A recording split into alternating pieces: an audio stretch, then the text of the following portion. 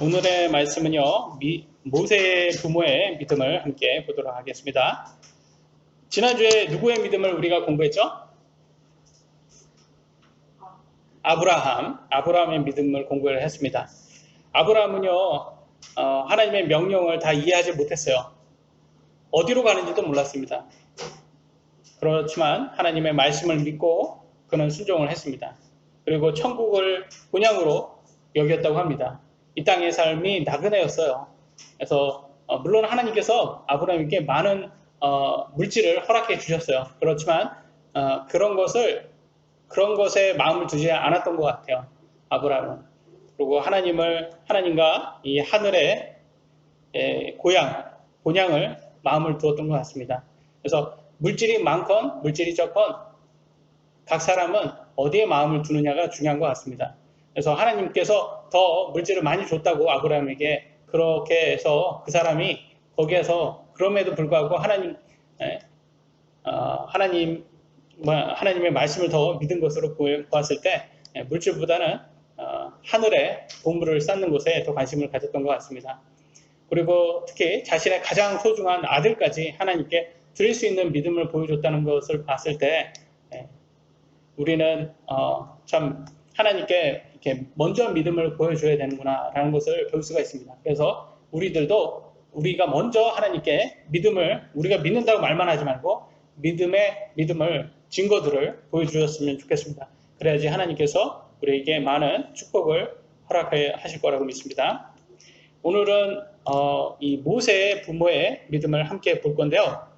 아브라함 다음에 믿음의 사람을 뽑으라 그러면 누구나 다 모세를 뽑습니다. 그죠? 모세가 굉장히 유명합니다. 성경에 보면. 근데 이제 히브리서 믿음의 장인 11장에서 이렇게 보려고 했더니 그 다음 순서가 모세가 오지 않고 모세 이전에 모세의 부모의 믿음을 먼저 언급을 하고 있어요. 성경의 말씀은. 그러니까 이상하다 생각을 할 수가 있잖아요. 우리는. 모세의 부모 그렇게 성경에는 많이 나와 있지 않거든요. 그래서 왜 근데 히브리서에는 왜 이렇게 나왔을까라고 했을 때 곰곰이 생각해 보면 역시 모세의 믿음이 먼저 이렇게 형성되기 전에 자녀들은 부모에게 가장 영향을 많이 받잖아요. 그죠? 그러니까 그 자녀들에게 믿음을 주기 위해서는 이 부모가 먼저 믿음의 사람이 돼서 믿음을 가르쳐 주었구나라는 것을 알 수가 있습니다. 그래서 우리들도 여러분 어떠세요? 여러분 자녀들이 주님 안에서 믿음의 사람으로 성장하기를 원하십니까? 아멘. 그렇다면 부모인 우리가 먼저 믿음의 사람이 되어야 된다는 걸 볼 수가 있습니다. 그래서 본문의 말씀은 아주 짧습니다. 히브리서 11장 23절에 이렇게 나왔습니다. 믿음으로 모세의 부모는 그가 태어났을 때 석 달 동안 그를 숨겼으니 그가 특이한 아이인 것을 그들이 보고 왕의 명령을 두려워하지 아니하였느니라. 아멘. 모세의 부모는 하나님을 향한 큰 믿음을 가지고 있었습니다. 우리가 모세에 대해 공부하기 전에 하나님께서는 모세의 부모의 믿음을 먼저 보라고 우리에게 이 구절을 말씀을 보여주고 있어요. 보면 명령을 두려워하지 않았다고 했어요. 이때 당시에 왕은 파라오 왕이었습니다. 파라오 왕은 정말 이때 당시엔 최고의 권력을 가졌던 사람이기 때문에 지금으로 따져보면 현 정부가 여러분들에게 뭐 하지 말라고 해요. 교회에 가지 말라고 합니다. 교회 가면 감옥에 집어넣겠다고 합니다. 그럴 때 과연 여러분은 어떠시겠어요? 정부를 두려워하시겠습니까? 하나님의 명령을 두려워하시겠습니까? 그러니까 우리가 선택을 해야 된다는 거야. 그러기 위해서는 우리가 먼저 큰 믿음이 필요하다는 것을 우리가 볼 수가 있습니다. 그리고 또 부모에게는 하나님께서 이런 말씀을 줬습니다. 잠언 22장 6절에 보면 다시 한번 읽어보겠습니다. 시작. 아이가 마땅히 가야 할 길로 아이를 훈련시키라. 그리하면 그가 늙어서도 그 길을 떠나지 아니하리라. 아멘. 훈련은요, 하나님 말씀으로 훈련시키는 방법이 있고요. 또 하나는 세상적인 훈련으로 아이를 훈련시키는 방법이 있습니다. 그건 각 부모는 선택을 해야 돼요. 그래서 여기에서 말하는 훈련은 하나님 말씀으로 훈련하는 거예요. 하나님 말씀으로 훈련하면 늙어서도 세상으로 떠나지 않는다라고 말을 하고 있습니다. 정말 우리에게 필요한 말씀입니다. 왜 하나님께서는 이런 말씀을 하냐면 믿음은 들음에서 나오기 때문이라고 말하고 있습니다. 로마서 10장 17절 그런즉 이와 같이 믿음은 들음에 의해서 오며 들음은 하나님 말씀에 의해 오느니라. 이 말은 다시 말하면 세상적인 말을 많이 듣고 세상적인 교육을 받고 자라는 아이들은 세상적인 믿음을 가질 것이고 하나님 말씀으로 훈련시킨 아이들은 하나님 말씀에 믿음을 가질 거라고 말을 하고 있습니다. 여러분 어떠세요? 여러분 자녀들을 어떻게 키우시고 싶으십니까? 하나님께서는 우리에게 주신 자녀들 하나님의 믿음의 아이들로 성장시키기 위해서는 그들 마음 안에 하나님의 말씀을 새겨 주어야 한다고 합니다. 교회 안에서도요 세상적인 부모가 많이 있을 수가 있어요. 이렇게 큰 교회에 가보면 이렇게 아이들 시험 기간 있잖아요. 아이들 시험 기간에는 아이들이 많이 준다고 합니다. 왜냐면 부모가 먼저 아이들 야 너네들 시험 기간이지 이때는 교회보다는 시험 공부에 더 열중해 이렇게 말한다고 합니다. 그러니까 교회는 항상 가는 거니까 지금은 중요한 시기니까 잠깐 멈추고 그냥 좀 그것에 시험 공부에 더 집중을 해. 이번 시험 중요하니까 이렇게 말한다고 하는 거예요. 그런데 이렇게 말하잖아요. 그러면 아이들한테 뭘 가르치는 거냐면 세상의 성공이 하나님 말씀보다 더 중요해 라고 가르치는 것이에요. 그러면 아이들은 부모의 믿음을 의심을 하게 됩니다. 이거는 위선이 되거든요. 왜냐하면 교회에 와서는 하나님을 제일 사랑하고 하나님께 모든 걸 다 줄 것처럼 그렇게 고백해 놓고서 바깥에 나가서는 세상 사람들처럼 아이들에게는 성공하는 것이 더 중요하다. 하나님 말씀보다. 그런 이중적인 모습을 보여주는 거예요. 세상적인 아빠들 보시면 이렇게 담배를 막 핍니다. 담배를 피면서 아이들한테 뭐라고 해요? 담배 피면 몸에 나쁘니까 너는 커서 담배 피지 마. 아시죠? 이런 아버지들 있는 거. 그러면 아이들한테는 뭐라고 하냐? 나 위선자야 라고 가르치는 거예요. 이런 꼴이 된다는 겁니다. 정말 하나님 말씀이 중요하다면 신실히 예배에 나오는 것을 가르쳐 줘야 됩니다. 그리고 만약 하나님 말씀으로 키우고자 한다면 세상적인 성적보다는 하나님 말씀 안에서 큰 믿음으로 갖고 시키고 하나님께 맡기는 모습을 보여주셔야 됩니다. 그럴 때 하나님께서 우리 자녀를 소질에 맞게 키우실 거예요. 왜냐하면 오늘날 더욱더 세상은 공부 잘한다고 성공하는 그런 세대가 아닐 거예요. 그죠? 우리 세대도 그렇고 우리 아이들 세대는 더욱더 공부 잘한다고 다 성공하는 시대가 아니게 돼버렸어요. 그리고 요즘 성공한 유튜버들 있잖아요. 근데 유튜버들 성공한 사람들 자기네들이 말해요. 나는 공부 안 했다 라고 말해요. 그런데도 지금 엄청난 성공을 했잖아요. 그런 거 세상적인 성공인데도 그런 걸 봤을 때 점점 자기의 소질에 맞게 무엇이든 그 분야에서 최고가 더 성공하는 거다라는 걸 봤을 때 하나님께 맡기면 우리 아이들 잘 살게 잘 사는 것들도 그것도 우리가 정하는 게 아니라는 거죠. 하나님과 아이가 정하는 거죠. 왜냐면 아이는 별로 물질에 대해서 큰 관심이 없을 수도 있는 거고 물질보다 다른 것에 더 큰 관심을 가질 수도 있는 거니까요.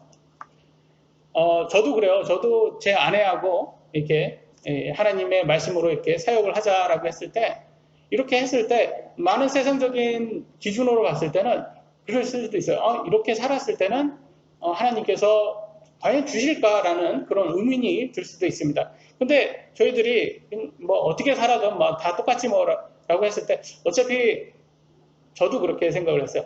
하나님께 좀 어떻게 살아야지 내 삶을 어떻게 살아야지 하나님께 제일 귀하게 나를 드릴 수 있을까라고 생각했을 때 하나님 말씀을 전하는 사람이 되는 게 좋지 않을까라는 생각이 들었어요.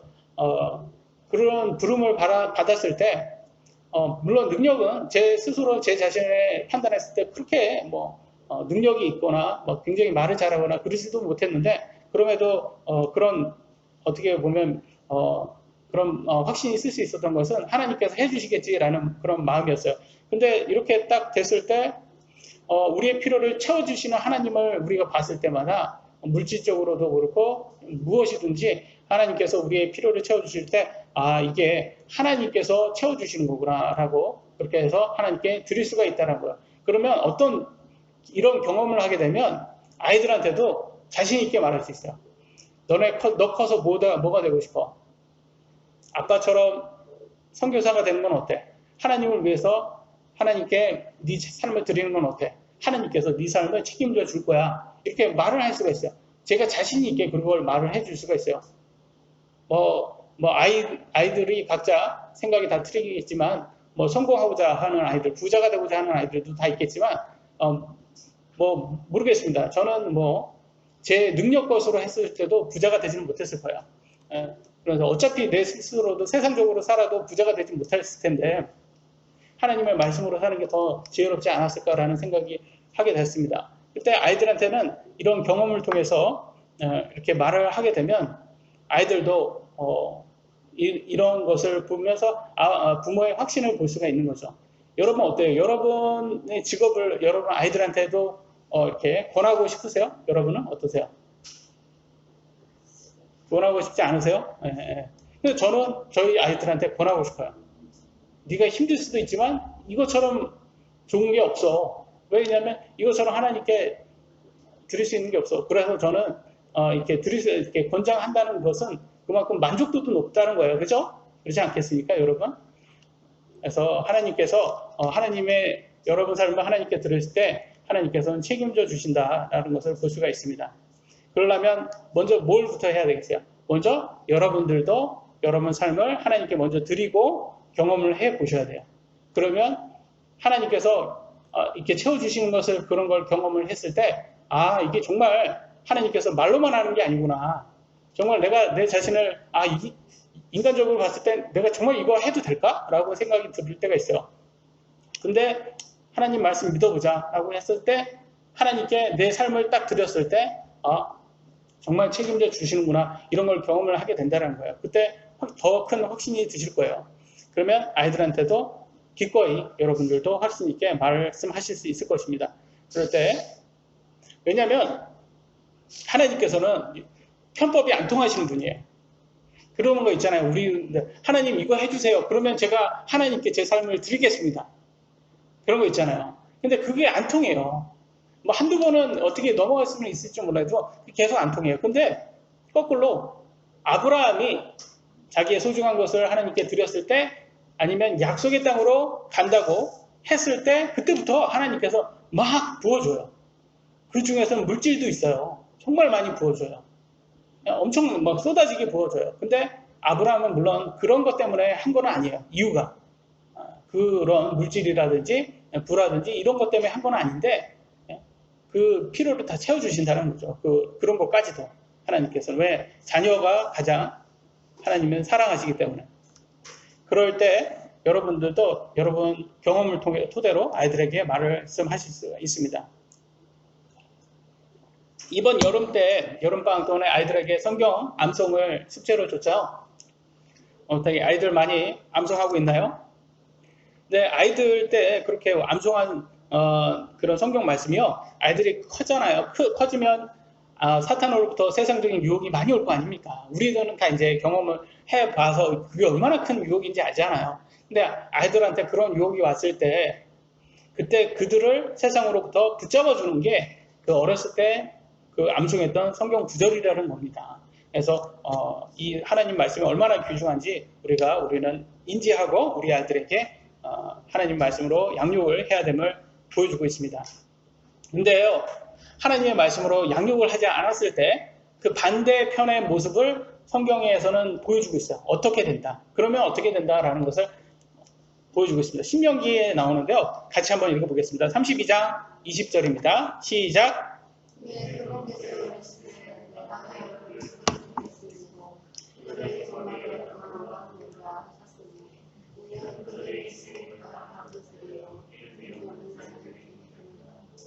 아멘. 그들이 심히 거역하는 세대요 믿음이 없는 자녀들이기 때문이다. 하나님의 말씀으로 양육되지 않고 하나님의 말씀을 버린 세대들은 내가 내 얼굴을 그들에게 숨기고 라고 말하고 있습니다. 이 말은 뭐를 얘기할 거예요? 하나님하고 교제가 없다라는 거예요. 하나님께서 그들의 삶에 간섭을 안 하신다는 거예요. 통제를 안 하신다는 거예요. 그냥 방치하듯이 현재가 그러잖아요. 방치하듯이 그냥 내두는 그런 모습이 된다는 거예요. 요즘 어때요? 이 세상을 한번 보세요. 믿지 않는 이 세상 그냥 하나님께서 그냥 방치하듯이 그냥 내둔 것 같지 않아요? 그래서 지금 막 동성애도 그렇고 뭐 온갖 죄가 소돔과 고모라의 모습으로 전체적으로 전 세계가 이렇게 변하는 모습이 그냥 하나님께서 그냥 방치한 것 같이 보이지 않냐고 말이죠.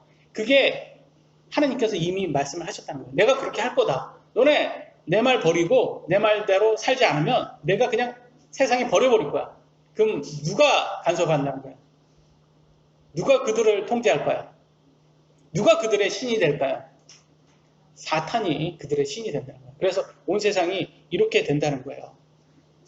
그러면 우리 자녀들도 마찬가지예요. 우리 자녀들도 사탄에 의해서 영혼이 팔리는 그런 게 된다는 거예요. 여러분 이 여자를 혹시 보신 분 있으세요?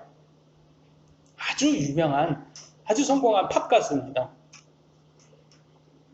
이 여자는요 어려서는 하나님을 찬양하는 가수였답니다. 복음성가 그 가수였대요. 미국 여자죠. 근데 되게 성공을 하고 싶었나 봐요. 근데 사탄이 속삭였대요.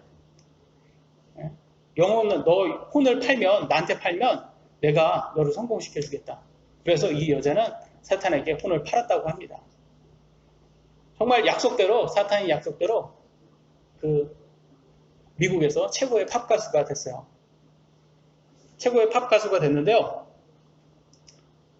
지금은 엄청난 우울증으로 자살 시도까지 했답니다.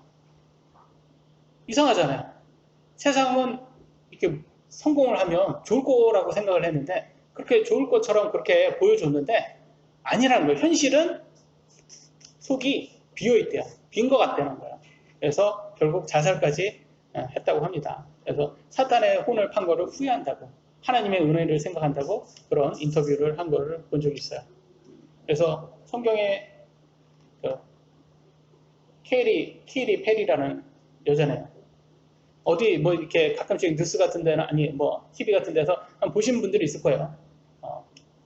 저는 뭐 이런 걸 듣지는 않으니까 얼마나 유명한 여자인지는 모르겠지만 아주 유명한 여자라고 합니다. 여기도 눈 하나 이거 지난번에 보여줬죠? 네, 제가 이 눈 하나를 이렇게 한 거.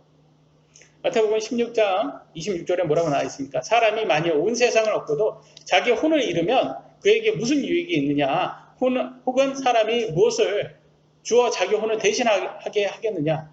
성경에는 이렇게 분명히 말해주고 있습니다. 이게 무슨 말이냐? 너가 세상에서 가장 성공을 해도 네 혼을 사탄한테 팔아버리면 그리고 너 지옥 가면 너에게 뭐가 남느냐? 이겁니다. 여러분 어떠세요? 지금 사탄에게 유혹을 받으면 이게 너무 달콤해서 그냥 쏙 빠져버리게 되지만 사실 그곳에 가서 정말 나중에 혼까지 팔리고 나서 자신의 쓸모없는 모습, 자신의 그 연약한 모습을 파악했을 때는 이미 늦어버리게 된다는 거예요. 왜냐면 이렇게 성공할 때는 그 쾌락이 크잖아요. 그리고 이렇게 팝 가수니까 여러 사람한테 환호를 엄청 듣지 않겠습니까? 근데 환호가 딱 끝나고 나서는 보통의 사람으로 돌아가잖아요. 혼자 방에 딱 들어갔을 때 자기는 스타였는데 혼자 방에 들어갔을 때 얼마나 공허하겠어요. 그 공허함이 정말 크다는 거예요. 그래서 그 공허함을 채우기 위해서는 뭐 해요? 스타들이 보통 마약하잖아요. 마약. 술 마시고 마약하고 온갖 뭐 물란한 성 생활을 하고 왜냐면 그 모습이 뭐냐면 공허함을 난 채우고 싶다라는 거거든요. 그러다가 결과적으로는 그것도 안 되다 보면 끝에는 자살까지 하게 된다는 거야. 이게 뭐예요? 마약이 점점 사람을 죽이잖아요. 근데 그 사이에는 달콤하죠. 마약 즐길 때 그 영어로는 하이라고 하잖아요. 말 그대로 그 느낌이 하이까지 간다라는 거예요. 근데 성경에는 이렇게 말하고 있습니다. 에베소 4장 27절 마귀에게 틈을 주지 마라. 무슨 말이에요? 조금의 틈이 들으면 마귀는 어떻게든 여러분을 유혹해서 여러분의 혼을 뺏어가려고 한다는 거예요. 이 마귀에게 틈을 주지 말라 이거 믿지 않는 사람한테 하나님께서 하시는 말씀이에요? 믿는 사람에게 하는 말이에요. 믿는 사람에게 하는 말이에요. 그러니까 여러분들도 뭐 저희 아이들은 하나님 잘 믿고 교회도 열심히 다니니까 괜찮아요 라고 할 수는 있지만 조심하셔야 되는 거예요. 왜냐면 특히 아이들 보는 뭐 그렇게 무슨 요즘 뮤직비디오라든지 아까 보시면 전시안이라든지 이런 사탄 경배 같은 그런 내용이 가득합니다. 뮤직비디오 안에. 왜냐면 걔네들이 뭘 꿈꾸냐면 아이들을 사탄 경배하는 아이들로 키우려고 그러는 거야. 그 사탄 경배자들이. 그러니까 그 많은 돈으로서 그 뮤직비디오에 말도 내용 뭐 완전 거기에 왜 그게 들어가는지 이해 안 되지만 그런 걸 다 집어넣는 거야. 그러면 우리가 보기에는 평상시에 우리가 보기에는 저게 뭐지? 라고 그냥 지나가지만 그게 다 알고 보면 아이들한테 설교하는 거예요. 사탄 경배, 사탄 경배. 그러다가 아이들 거기에 완전히 매료되면 결국 아이들이 커서는 엄마하고 같이 교회 다녔던 거 그거 다 뭐 구시대적인 것으로 얘기하고 성경을 다 그냥 동화처럼 생각하고 그냥 사탄한테 혼을 팔고 세상으로 떠나게 되는 거죠. 그러면 어떤 사람들은 이렇게 말할 거예요.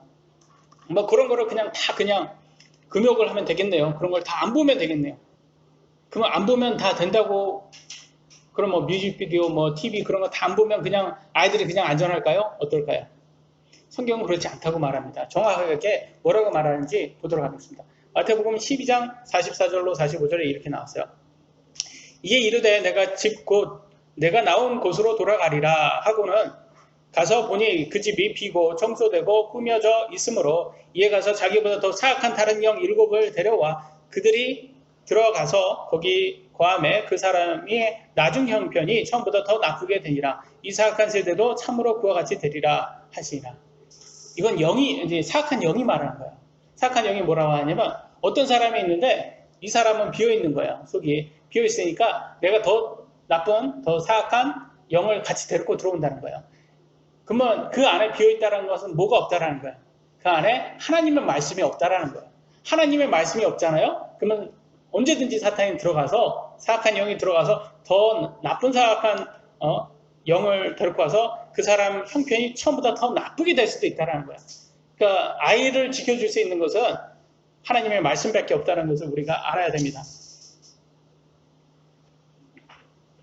이제 모세의 부모로 들어가 보겠습니다.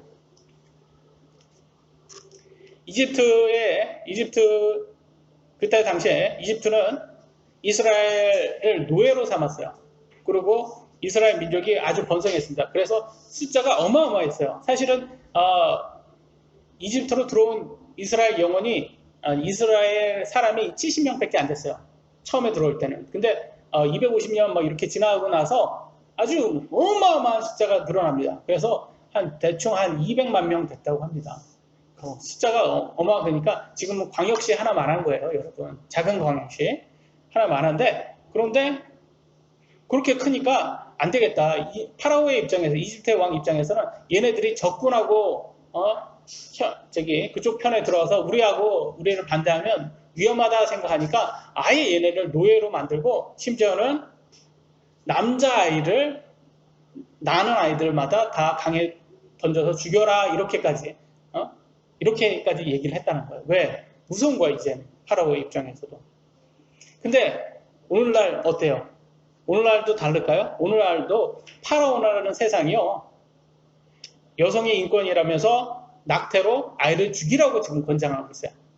그죠? 아이를 죽여라. 너네들 아이를 죽여라. 근데 성경에서는 살인이라고 말합니다. 죽이는 건 살인이라고 말합니다. 그러니까 하나님을 두려워하는 사람은 그럼에도 불구하고 낙태를 하지 않고 아이를 키울 텐데 살인을 근데 하나님을 두려워하지 않으면 그렇게 될 수도 있다는 거예요.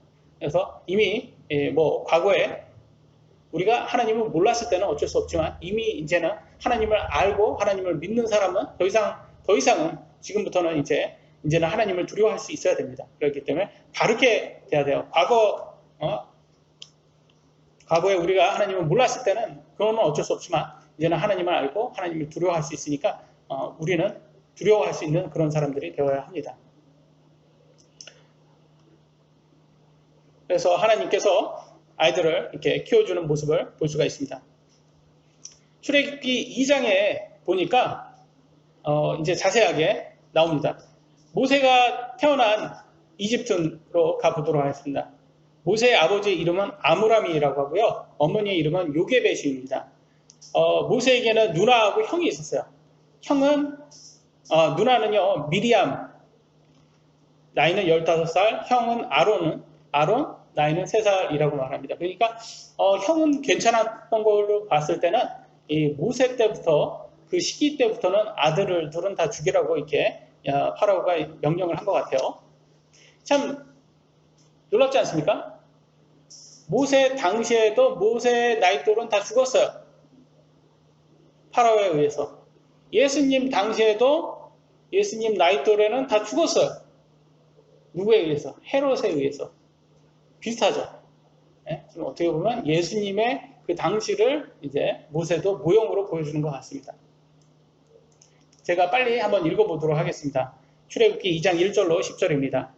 레위의 집에 한 남자가 가서 레위의 딸을 취해 아내로 삼으니라. 그 여인이 수태하여 아들을 낳아 그가 준수한 아이임을 보고 석 달 동안 그를 숨겼으나 더 숨길 수가 없게 되매 그를 위하여 갈대로 만든 궤를 가져다가 진흙과 역청을 바르고 아이를 그 안에 담아 강가의 부들 사이에 두니 그의 누이가 그에게 무슨 일이 일어나는지 알아보려고 멀리서 있었더라. 파라오의 딸이 강에 모욕하러 내려오고 그녀의 시녀들은 강가를 거닐었는데 그녀가 그들 사이에서 그 궤를 보고 자기 시녀를 보내어 그것을 가져오게 하니라. 그녀가 그 궤를 열고 아이를 보니 보라 아기가 울더라. 그녀가 그를 불쌍히 여겨 이르되 이것은 히브리 사람들의 아이들 중에 하나로이다 하니. 이 당시에는 얼마나 많은 아이가 내려와서 물에 빠져서 죽었겠습니까? 그 중에 우연치 않게 하나가 이제 건졌다는 거죠. 근데 건진 사람이 아주 파라오의 딸이었어요. 그러니까 공주의 공주가 건졌어요. 그러니까 참 걸려도 이렇게 잘 걸릴 수가 없어요. 이게 그러니까 하나님께서 지켜주신 거죠. 이게 7절 그때 그의 누이가 파라오의 딸에 이르되 내가 가서 히브리 여인 중에서 유모를 당신에게 불러와 그녀가 당신을 위해 이 아이에게 젖을 주게 하리까 하매 이때 당시에는 아기를 잃어버린 엄마들이 얼마나 많았겠습니까? 그러니까 그 중에서 유모하며 왜냐면 이제 분유가 없었던 때니까 이제 젖을 먹일 수 있는 여자가 필요했겠죠. 8절 파라오의 딸이 그녀에게 이르되 가라 하고는 그 소녀가 가서 그 아이의 어머니를 불러오니라. 파라오의 딸이 그녀에게 이르되 이 아이를 데려다가 나를 위하여 젖을 먹이라. 내가 내 삭을 주리라 하니 그 여인이 아이를 데려다가 젖을 먹이니라. 그 아이가 자라매 그녀가 그를 파라오의 딸에게 데려가니 그가 그녀의 아들이 되니라. 그녀가 그의 이름을 모세라 하고 이르되 내가 그를 물속에 건져 내었기 때문이라 하더라. 그래서 이게 양아들이 되는 이집트 공주의 양아들이 되는 그런 것을 볼 수가 있어요. 이제 모세의 부모의 믿음을 보도록 하겠습니다. 첫 번째, 그들은 믿음의 부모였습니다. 이때 이집트에 살았던 이스라엘 백성들이 하나님을 믿는 사람들이었을까요? 아니면 이집트의 우상들을 믿었던 사람들이었을까요? 여러분 어떠세요? 여러분은 어떤 것 같아요? 그래도 이집트에 살았지만 이스라엘 사람들은 하나님의 자녀들 아니냐? 하나님을 열심히 믿었어. 그렇죠? 그렇지 않았겠죠? 보도록 하겠습니다. 여호수아 와서 24장 14절 보니까 너희 조상들이 강 저편과 이집트에서 섬기던 다른 신들을 제거하고 너희는 주를 섬기라. 이 말은 뭐예요? 그들이 이집트의 우상들을 그대로 이집트 사람들처럼 받아들이고 섬겼다라는 거예요. 이스라엘 사람들인데 그들은 이집트에서 살면서 하나님을 섬기지 않고 세상의 신을 섬겼어요. 우리도 마찬가지예요, 여러분. 우리도 이 땅에 살면서 지금 온갖 우상들이 많이 있습니다. 근데 우상가인데 그 중에서 하나님을 섬길 수 있는 사람입니다. 근데 여기 모세의 아버지와 어머니는 그 중에서도 이집트 신을 믿지 않고 여호와 하나님을 믿었던 사람들이었습니다. 그래서 우리도 이 모세의 부모와 같이 되려면 이렇게 유일한 하나님을 믿어야 된다는 것이죠.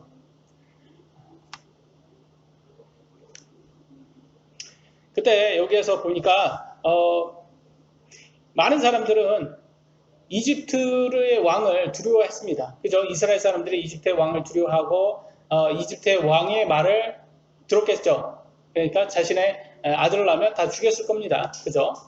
그리고 이집트의 왕이 믿는, 아니면 이집트 사람들이 믿는 온갖 그 종교를, 우상들을 다 믿었습니다.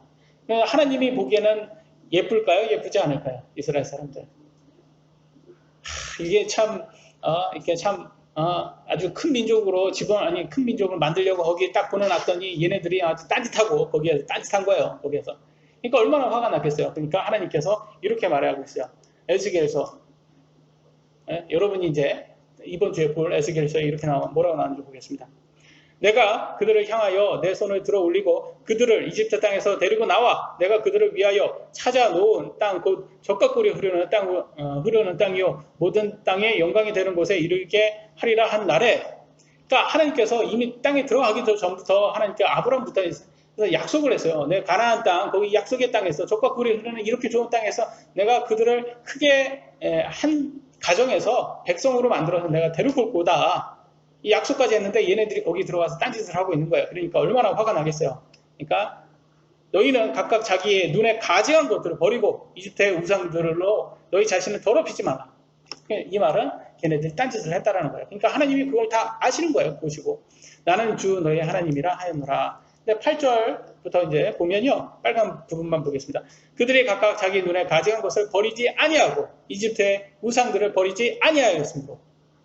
근데 하나님께서 그렇게 얘기를 했는데 그들은 여전히 변하지 않았던 거예요. 우상 섬기고 그냥 하나님을 믿지 않았던 거예요. 그러니까 하나님께서 9절에 보니까 내가 내 이름을 위하여 이 일을 행하였나니 곧 그것이 이교도들 앞에서 더럽혀지지 않게 하였느니라. 그들이 저들 가운데 있을 때 내가 저들의 눈앞에서 그들을 이집트 땅에서 데리고 나와 내 자신을 그들에게 알려노라.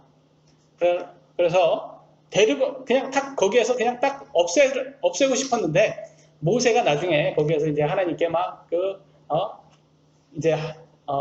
모세가 애원을 하지 않습니까? 하나님께 간청을 해가지고 결국 이 이집트 사람들 안에서 그냥 다 죽여도 될 이 이스라엘 백성들을 그냥 하나님의 약속대로 끄집어내 주십니다. 그러면서 홍해도 건너게 하고 구름기둥, 불기둥으로 인해서 그리고 40년 동안 거기에서 이 광야의 생활을 하면서 어마어마하게 하나님을 보여주세요. 그들에게 막 보여줬어요. 근데도 이들은 변하지가 않은 거예요. 그래서 결과적으로는 광야에서 다 죽였잖아요. 이때 나온 사람들, 이집트에 나왔던 사람은 다 죽습니다. 결과적으로는. 그래서 얼마나 우상을 섬기는 게 얼마나 하나님께 가증한 건지, 하나님이 얼마나 하나님은 얼마나 이렇게 노엽게 하는 건지 우리가 깨달아야 돼요. 그러니까 우리들도 교회를 다니면서 하나님을 믿는다 하면서 이게 점치는 사람들 보면 저는 참 저 사람들이 저거 믿는 사람 맞나? 그래서 막 이상한 걸 쫓아다니는 거 보면서 참 저는 저 사람들이 저거 정말 하나님을 믿는 거 맞는지 그냥 저거 뭐 하는 건지 의문스러울 때가 많이 있습니다. 그래서 오늘날 크리스찬이라면서 타협하는 사람들 있잖아요. 우상들과 타협하고 거의 뭐 진화론 믿고 그리고 모든 것을 이제 뭐 이렇게 그 번영 복음이라고 하죠. 그 부자 됐다, 병이 나았다, 무슨 경험한 거, 특별한 경험한다 이런 것을 너무 치우치다 보니까 사람들이 성경 말씀에 순종하는 삶보다는 그런 건 전혀 없어요. 세상 사람들이 말하는 것처럼 돈과 쾌락을 위해서 살고 있어요. 유명한 대형 교회들이 카톨릭과 종교 통합을 하고 있어요. 좌파 공산주의 사상을 가르치고요. 동성애 페미니즘을 옹호하고 있습니다. 그리고 교회에서 찬양하는 아이들이 커서는 뭐가 돼요? 아이돌 가수가 되고 있어요. 그리고 그 아이돌 가수들을 또 교회 아이들이 그걸 보고 흠모하고 똑같이 따라하려고 하는 거죠. 근데 교회에서는 전혀 그런 것이 나쁘다고 가르치지 않습니다. 성경에는 세상과 동화되라고 말했습니까? 세상과 동화되지 말라고 말했습니까? 되지 말라고 말했어요. 분명히. 그런 것들은 악하다. 세상과 동화되는 것이 이게 잘못됐다. 세상을 성공을 위해서 세상의 기준으로 사는 것이 바로 우상숭배다. 이런 걸 가르쳐 주었는데 오늘날 교단과 상관없어요. 많은 교회들이요. 구원파 교리를 가르치고 있어요. 열매가 전혀 없어도 천국 간다고 구원의 확신을 가르치고 있습니다. 구원은 확신이 아니라 착각이죠. 그랬더니 또 우리 교회들을 보면서 뭐라고요? 저 교회는 왜 이렇게 보수적이야? 그러면서 막 교회를 떠나거나 교회를 싫어하거나 비판하거나 막 그런 사람들이 있어요. 아니 세상을 사랑하지 말라고 하는 게 그게 성경에 분명히 나오잖아요. 디모데후서 4장 10절에 뭐라 말해요? 대만은 현재 이 세상을 사랑하여 나를 버리고 데살로니가가 떠났고, 세상 사랑하는 걸 부정적으로 얘기하죠. 요한일서 2장 15절, 세상이나 세상에 있는 것들을 사랑하지 말라. 어떤 사람이 세상을 사랑하면 아버지의 사랑이 그 속에 있지 아니하니. 분명히 이렇게 얘기하잖아요. 성경 말씀이. 그러니까 우리가 보수적으로 되려고 한 게 아니라 하나님 말씀대로 살려고 하면 저절로 보수적으로 될 수밖에 없게 되는 거예요. 여러분 중에서 세상을 사랑하지 않는 육신이 있습니까? 없습니까? 우리 육신이 세상을 사랑합니까? 안 사랑합니까? 사랑하죠. 우리 육신은 사랑해요. 그러니까 우리가 연약하니까 조심하자는 거지, 우리가 금욕하자는 것이 아닙니다. 우리는 금욕주의자가 아니에요. 성경주의자. 성경 말씀에 따르자는 것입니다. 순종하자는 것. 왜냐하면 우리가 이렇게 살지 않으면, 잘못하면 사자가 와서 우리를 삼켜버릴 수 있으니까 조심하자는 거예요. 왜냐하면 성경이 이렇게 나오잖아요. 베드로전서 5장 8절 뭐라고 나왔습니까? 같이 한번 읽어보겠습니다. 시작.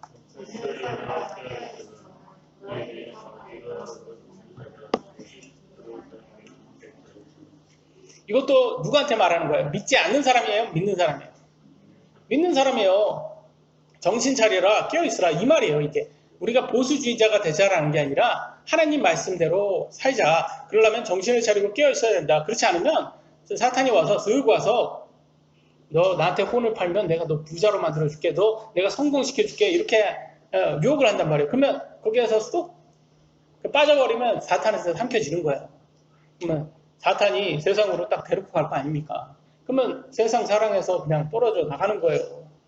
그런데 여기에서도 막 구원파 이론 나와서 뭐 한 번 구원 받았다고 그렇게 얘기한 사람은 절대 구원 잃지 않습니다. 걱정하지 마세요. 뭐 이렇게 자꾸 이렇게 하는 사람들 보면 저는 이해가 안 돼요. 그러면 왜 이런 경고가 왜 성경 말씀에 나오느냐 말이에요. 삼켜질 수 있으니까 이렇게 경고를 하는 거지. 아니, 한 번 구원 받았으면 그냥 무조건 안전하다? 그러면 왜 이런 경고가 왜 나왔냐 말이에요. 말이 안 되잖아요. 그러니까 한 번 구원 받았어도 조심하지 않으면 이렇게 된다는 거예요. 될 수 있다는 거예요. 여러분, 외모는 누가 줬습니까? 외모. 하나님이 주셨어요. 여러분 태어날 때 내 외모 골라서 나오신 분 있으세요? 골라서 나오셨으면 지금 이런 외모가 아니었겠죠. 그죠? 그죠? 영화 배우나 그렇게 됐겠죠. 저도 마찬가지입니다. 저도 이런 외모를 제가 선택할 리가 없어요. 이거는 꽝이에요, 꽝. 이게.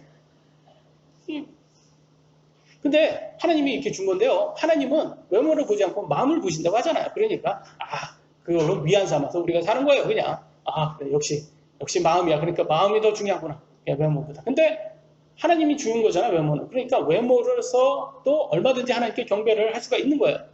외모로서 하나님께서 외모를 쓸 수도 있어요. 근데 여기에서 보면 이 모세는 외모로, 태어날 때부터 외모로 이렇게 쓰임당하는 것을 볼 수가 있어요.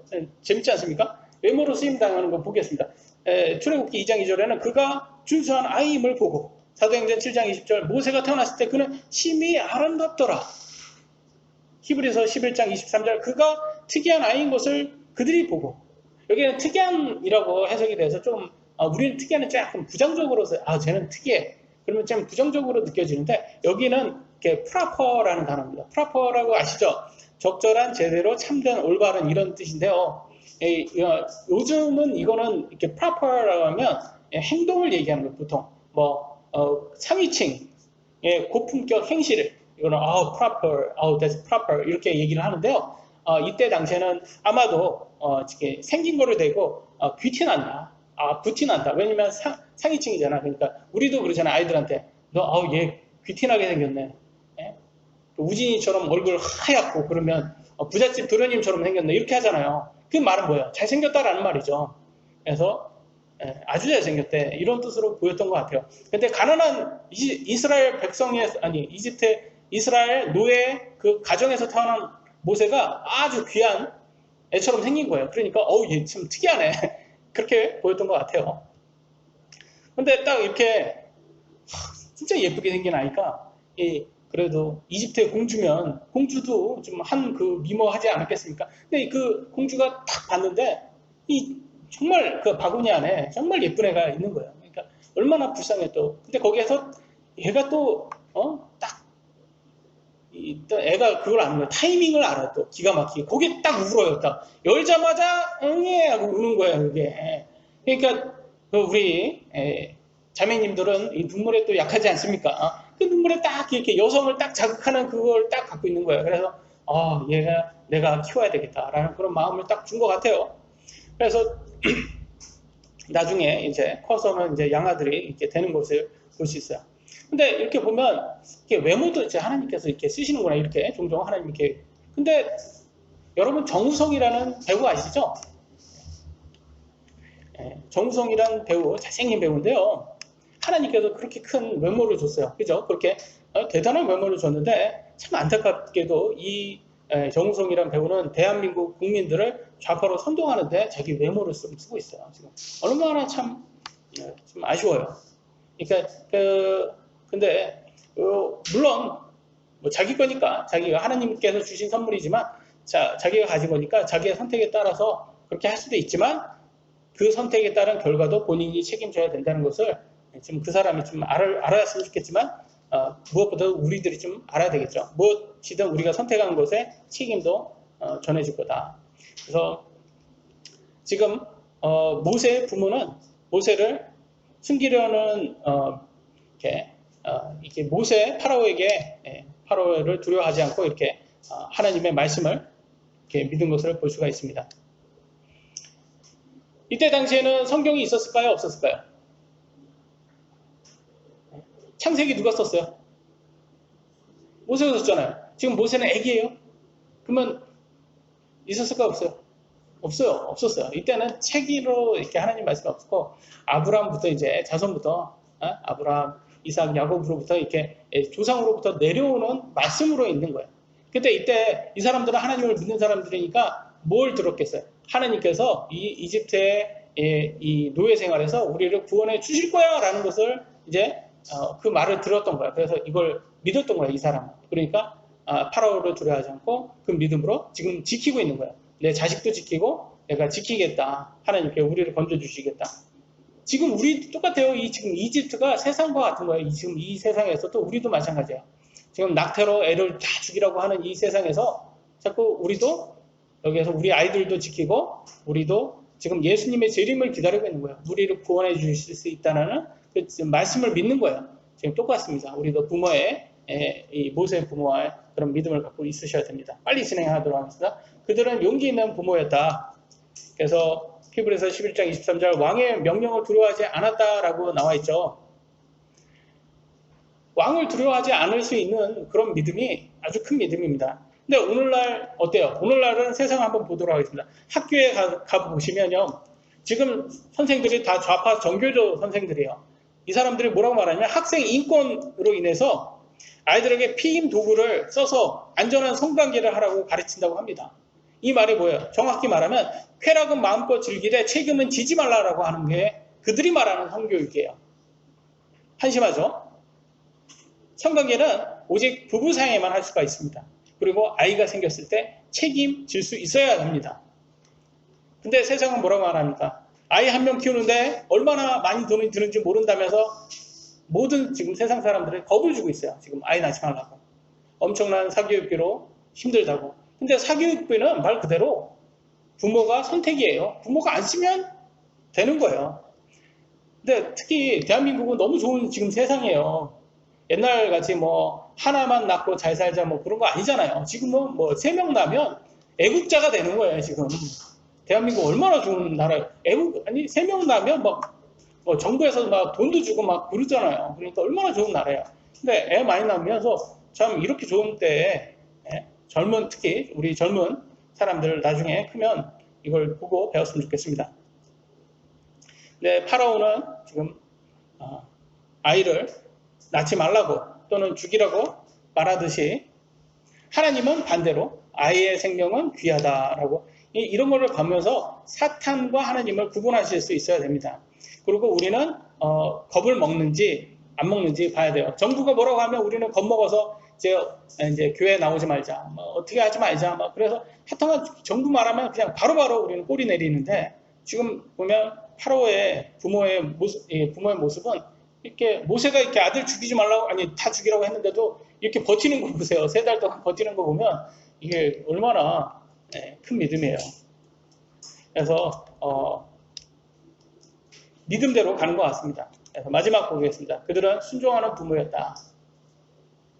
출애굽기 2장 9절에 보면 파라오의 딸이 그녀에게 이르되 이 아이를 데려다가 나를 위하여 젖을 먹이라. 내가 내 삭을 주리라 하니 그 여인이 아이를 데려다가 젖을 먹이니라. 자기 자식 친아들을 키우는데 지금 공주한테 파라오 공주한테 돈 받고 키워요. 그죠? 맞잖아요. 물론 공주는 자기 아들인지 이 유모의 아들인지 몰랐겠지만 우리가 하나님의 말씀을 순종할 때 우리도 상상하지 못하는 특권을 우리에게 부여받습니다. 여러분 상상할 수 없는 특권이에요. 여러분 이거 잘 아셔야 돼요. 정말로. 예. 그리고 나중에 아이가 크니까 이때 당시에는 가장 교육을 많이 해주는 데가 어디예요? 가장 최고의 교육 기관이 어디예요? 이집트 궁전이에요. 예? 이집트 궁전 공주의 양아들로 살면 최고의 교육을 받는 여러분 유학을 가는 거예요. 지금 유학비도 공짜예요. 지금 이런 혜택을 받고 있다는 거예요. 어마어마한 혜택을 받고 있습니다. 저도 마찬가지예요. 저도 이 하나님의 말씀으로 하자 그러면서 신학대 미국으로 신학대 갔을 때 다 저는 뭐 거기 가서 학교에서 이제 일을 하는 조건으로 해서 이제 면제받고 그러니까 다 장학금 근로장학금 받고 이제 간 거예요. 그래서 저도 똑같이 자 하나님의 일을 하자라고 했는데 그러니까 생각지도 못한 그런 특권이 저한테 오더라고요. 그렇게 갈 수 있는. 제가 딱 지금 이맘때예요. 2006년 8월 말 시카고 공항에 제가 갑니다. 시카고 공항에 갔을 때 제 마음은 어땠을까요? 모든 게 다 새롭더라고요. 왜냐면 나이 30이 넘어서 처음 외국에 가보니까 얼마나 뭐 저는 가난한 집안에 해서 뭐 외국에 해외여행 뭐 그런 걸 가본 적이 없기 때문에 그러니까 또 우리 집은 또 가난하기 때문에 저를 유학을 보낼 수 있는 그런 여건도 안 됐어요. 근데 하나님께서 그런 거를 해주는 거 보았을 때 야 정말 하나님께서는 정말 우리가 상상할 수 없는 그런 거를 특권을 주시는구나. 물론 가서 엄청 고생했습니다. 여러분 뭐 상상 이상으로 고생을 많이 했습니다. 자매님은 외국에서 공부를 해보셨으니까 아시겠지만 외국에 가면 다 기머거리 3년 말병 3년이에요. 그 말이 뭔지 아셔야 돼요. 이게 무슨 말이냐면 가면 다 그냥 장애인 되는 거야. 내가 3년 동안은 난 말 못해. 나는 들어도 못 알아들어. 가면 애 취급받고 가면 그냥 장애자로 이제 사니까 그게 얼마나 그 스트레스를 많이 받겠습니까? 그렇게 해서 살아야 되는 거야. 그래서 외국에서 이제 가신 분들, 특히 나이 먹고 가신 분들은 그 고생이 얼마나 고생인지 알아요. 근데 했지만 물론 그거는 그거고 그런 특권 같은 것들도 엄청났단 말이에요. 물론 모세도 엄청 고생합니다. 40살 돼서 자기가 뭐 해보겠다고 이렇게 하다가 결과적으로는 쫓겨나서 광야에서 몇 년 동안 고생할 줄 아세요? 40년 40년 동안 목자로 양 키웠어요. 그것도 공주의 양아들이 이집트 공주의 양아들이 자기 어렸을 때 무슨 고생을 뭘 해봤겠습니까? 그랬던 사람이 40년 쫓겨나서 40살에 쫓겨나서 80살 될 때까지 하나님 부르기 전까지는 거기에서 양 키웠어요. 얼마나 고생을 많이 했겠어요. 근데 하나님께서 부르고 파로 앞에 서가지고 하나님의 말씀을 담대하게 전하기 시작합니다. 그때 그 담대함이 어디에서 왔냐? 부모로부터 왔다라는 거예요. 부모로부터. 여러분 어떠세요? 여러분 아이들은 어떨 것 같습니까? 부모와 많은 시간을 함께하는 아이들은요 만족도가 높다고 합니다. 그래서 세상에 멋진 장난감, 재미있는 친구들과 함께 보내는 것보다도 가장 큰 영향을 받는 것은 부모라고 합니다. 여러분. 그러니까 부모가 아이들을 키워주셔야 돼요. 왜냐면 여러분 아이들을 다른 사람한테 맡긴다고 아이들이 그 사람들이 여러분보다 더 여러분 자녀를 잘 키워줄까요? 그렇지 않을 겁니다. 물론 학원 많이 보내고 공부 많이 시키면 공부는 잘할지 몰라도 부모와 함께 있는 아이들은 충분하게 예절도 많이 바르고 안정된 정서를 아이를 키운다고 하지 않습니까? 그러니까 우리는 후자를 선택을 해야 되겠죠. 그래서 아이들한테 인성을 가르쳐주고 하나님 말씀으로 세상에 돈과 쾌락을 위해서 사는 아이가 아닌 하나님 말씀을 위해서 영광이 되는 그런 아이로 키울 수 있는 그런 부모가 되기를 원합니다. 오늘 여기까지 하도록 하겠습니다. 기도하시겠습니다.